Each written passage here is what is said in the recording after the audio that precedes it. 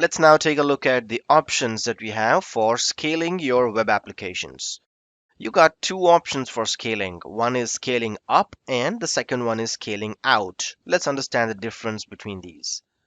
When you plan to scale up, you get more CPU, memory, disk space, and all the extra features like dedicated virtual machines, maybe custom domains, certificates, staging slots, and more. You scale up by changing the pricing tier of the app service plan that your app belongs to.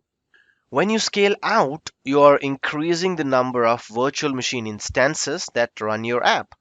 So let's say you got 5 virtual machines running your application, and when you scale out, you may go as much as 30 instances, depending on your pricing tier. App service environments in isolated tier further increases your scale out count to 100 instances. The scale instance count can be configured manually or automatically. Auto scaling is based on predefined rules and schedules.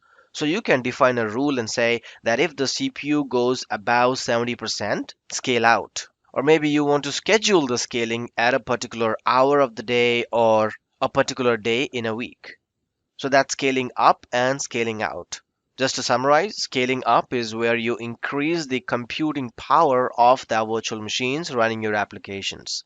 Scaling out is where you increase the number of virtual machines that are behind your web application.